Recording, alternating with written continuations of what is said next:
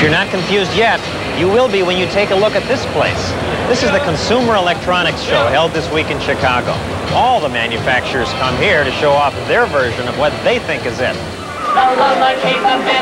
The manufacturers will do just about anything to make their products stand out.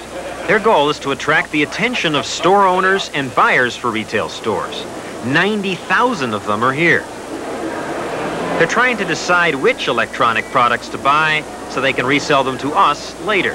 We just try to outguess the public and try to determine what we think they're going to like and take a chance. Everyone's in video now. If you don't know what to buy, how are your customers supposed to know? I got it, they'll buy what we buy for them. What are you going to buy? I didn't buy anything. I'm mixed up too. High tech is what they say they're here for, though it's interesting. Conventions will be conventions. The longest line is made up of people waiting to get an autographed copy of Playboy. Not that the product displays weren't interesting. Memorex has an exhibit bragging that its videotapes can break glass too. Let's see if it can.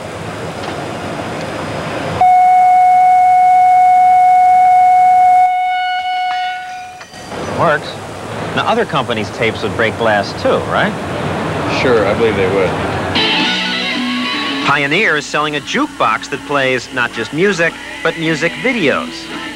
And they're also selling a special lounge chair that pumps sound into you as you watch TV. Speakers are built into the chair. But the big seller is still the video cassette recorder. No cassette is inside.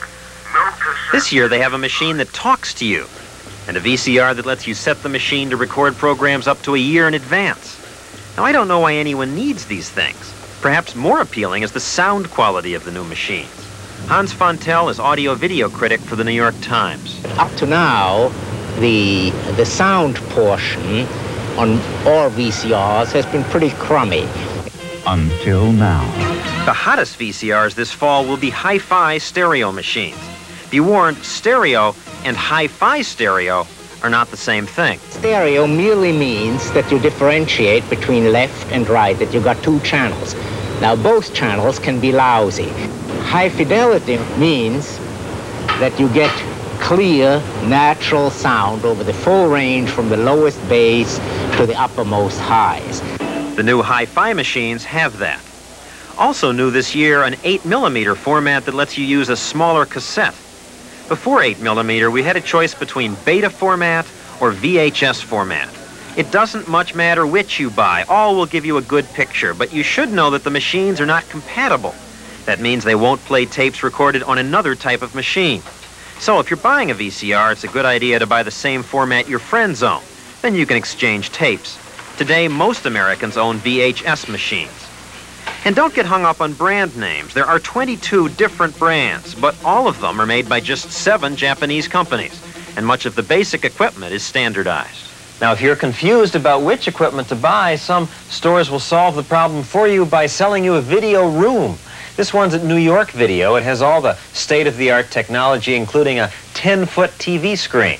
It's all yours for $59.99. That's $59,990. Now, obviously, you can join the video revolution for a lot less. Today, you can buy perfectly good VCRs for $300. If you want to try one out first, many stores rent them for $10 a night. Renting is also a way to make sure you have the newest equipment because the technology keeps changing. Soon we'll be seeing stereo TVs, tiny screens, 2- and 3-screen TVs, still fancier cassette recorders, even a TV that lets you participate. A company called ACTV has come up with a system that lets you make some of the decisions a television director would normally make. For example, watching a music program like this one, if I want to change the shots, I can do it with this activator. If I want a tighter shot, I press a button. Press the button again if I want to see the backup singers or the band.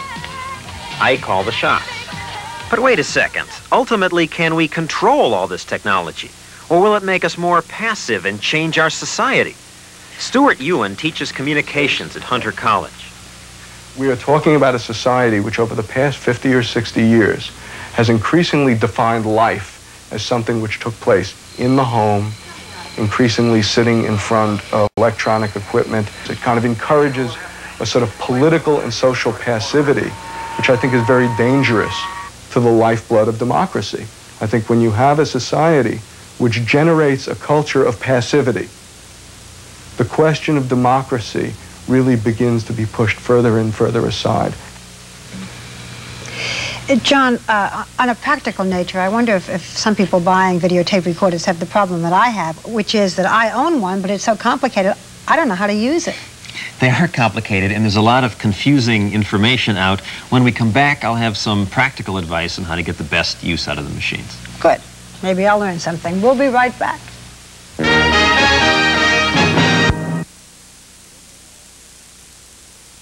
We've been talking about home videotape recorders, and as I was saying to John, and maybe you have the same problem, I have a home videotape recorder, but it's so complicated that I need a videotape to teach me how to use my videotape.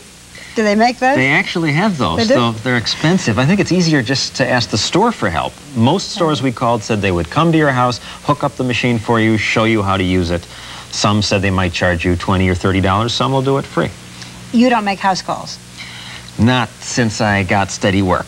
But I do have some advice from the experts on buying and using these machines. Some of the advice may surprise you. First, list price is a joke. Don't pay list or suggested retail price. We called dozens of stores. The average prices were 20% below list. I'm sure they'd like to sell it to us for list price, but if you shop around at all, you can buy a $500 machine for about $400. Second, I've always assumed that if I wanted the best picture when taping something, I should buy brand new videotape, and that's what stores that sell this stuff have told me. In fact, the experts say that for complicated technical reasons, you may get a slightly better picture using tape you've used before. You don't need to buy new tape. Of course, after about 100 plays, the picture quality will get worse. Third, after time, your VCR picture will get snowy, like this. Probably means the video heads need cleaning. Video service centers will be happy to do that, but they'll charge you as much as $89 for it. But you don't need to spend all that money. For about $15, you can buy a special head cleaning cassette. Just insert it in the machine, press play, let it run for about 30 seconds, and that cleans the heads. You don't need to bring the machine into an expensive service center. The best pictures, by the way, are not on tape at all, but on laser discs, where the quality is unsurpassed, but you can't record on disc yet. Another tip, rewind your tapes after you use them and store them upright, like this, not lying down flat. Storing them upright keeps the edges of the tape from being damaged. And finally, when you buy new videotape, it's a good idea to fast forward it and then rewind it once before recording gets in the tape during shipping, and the slack can give you a bad picture. Does that help? Yeah, very interesting, very informative. I thank you, and if you don't mind just repeating all of that, we'll tape it. You should have taped it already. Sure.